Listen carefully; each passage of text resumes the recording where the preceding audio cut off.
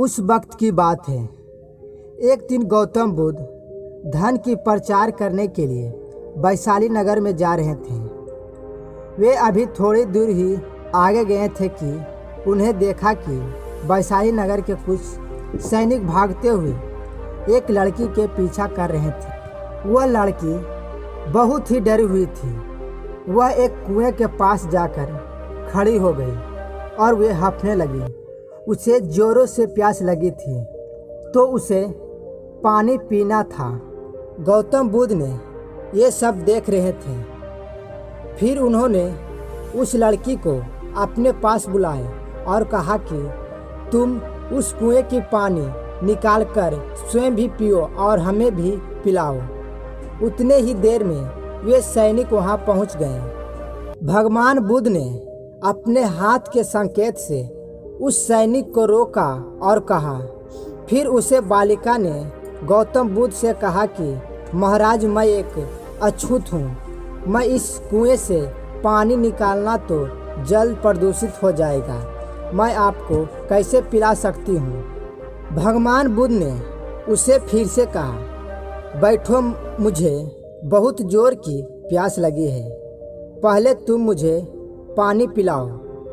उसी वक्त वहाँ पर वैशाली के राजा पहुँच गए। उन्होंने बुद्ध को नमन किया और सोने की बस्तर में पानी देते हुए कहा, महाराज, ये लीजिए।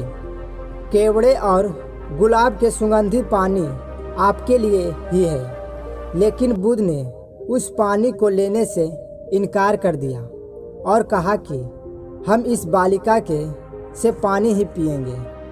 राजा थोड़ी देर वहाँ रुक गए। बुद्ध ने फिर से उस बालिका से अपनी बात दोहराई। फिर बालिका से रहा नहीं गया और इस वक्त साहस बटोरकर उन्होंने कुएं से पानी निकाला। फिर अपने स्वयं भी पिया और बुद्ध को भी पिलाया। फिर पानी पीने के बाद बुद्ध ने बालिका से पूछा, पुत्री, तुम इतनी डरी हुई क्यों हो? तुम्हें किसे भय लगता है? फिर बालिका ने अपनी पूरी बात बताई कि मुझे राजा के दरबार में गाने का अवसर मिला था। मैंने गीत गाते हुए नृत्य किया। सभी जनों ने खूब आनंद लिया। महाराज को भी बहुत अच्छा लगा।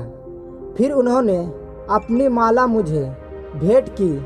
लेकिन महाराज की किसी ने बताया कि मैं एक अछूत कन्या हूँ। फिर राजा ने उस कन्या से पूछा कि क्या तुम एक अछूत कन्या है? फिर मैंने बताया कि हाँ, मैं एक अछूत हूँ। राजा ने यह सुनते ही अपनी सैनिक को आदेश दिया कि इस कन्या को कैद खाने में डाल दो। मैं किसी तरह वहाँ से बचकर यहाँ तक पहुँची थी तो आप मुझे मिले। बुद्ध ने वापस खड़े उस राजा से कहा कि सुनो राजन, मैं चाहता हूँ कि मेरी इस बात को आप सदैव याद रखें कि किसी भी इंसान की पहचान उसके धर्म या जाति से नहीं बल्कि उनके गुण और कर्मों से की जाती है। जिस बालिका के मधुर कंठ से निकली गीत और नृत्य का आप सबने आनंद उठाया पर उसे पुरस्कार दिया, जिनके कार्य इतने अच्छे हैं वे अछूत हो ही नहीं सकते और आप उसे अछूत कर रहे हैं। सारी प्रजा का पिता होकर उच्च नीच का भेदभाव रखते हैं। सुनो राजन, यह पर नीचे सोच और छोटी कार्य करके अछूत होने का परिचय तो आपने दिया है।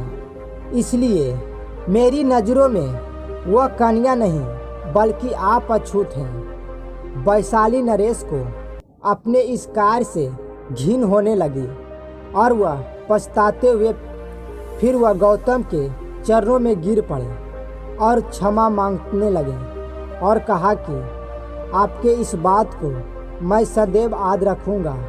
फिर वहाँ से चले गए। तो दोस्तों, इस कहानी से हमें यही शिक्षा मिलती है कि कोई भी इंसान अपने कार्य और विचारों से बड़ा बनता है, अपने धर्म या जाति से नहीं। ऐसी छोटी विचार रखकर खुद अछूत ना बने बल्कि ऊंचे नीचे का भेदभाव भूलकर एक मानवता का परिचय दें।